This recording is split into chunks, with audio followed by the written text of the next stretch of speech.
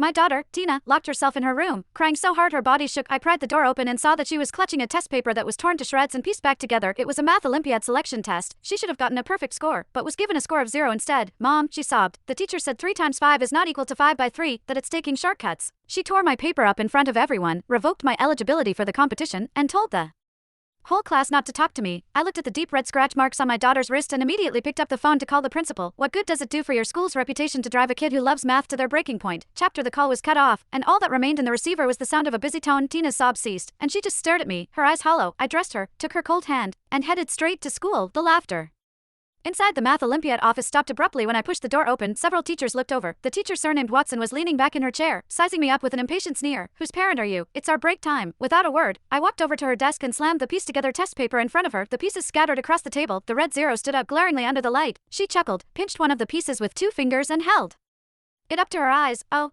what's the matter? Do you have a problem with my grading? 3 times 5 and 5 times 3 are both equal to 15, are they not? I asked, staring into her eyes.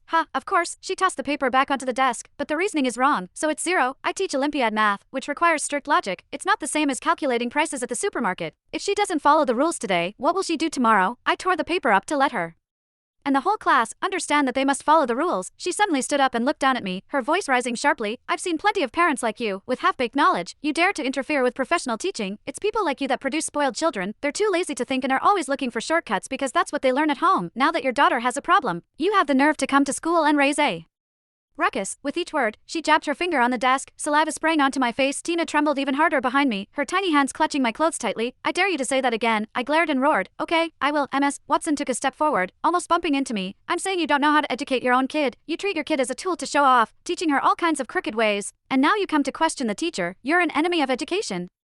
Go home and stop embarrassing yourself. I looked her dead in the eye and spoke each word deliberately. Ms. Watson, you tore up her full marks paper in front of the whole class, incited the whole class to isolate her, and even physically abused her by scratching her. And now, you used the dirtiest words to insult her mother in front of her. I paused and said clearly, you're not fit to be a teacher. Abuse. She chuckled as if she had heard the biggest joke in the world. Isn't it a matter of course for a teacher to educate a student who made a mistake? It seems your daughter is spoiled. That's why she can't follow rules. After saying that, she actually went around the desk and tried to grab my daughter's wrist. Come, I'll educate her properly in front of you so that she learns right from wrong. I quickly pulled my daughter behind me, blocking her with my body. The teacher's anger flared after grabbing nothing but air. Get out of my way. Don't interfere with my teaching.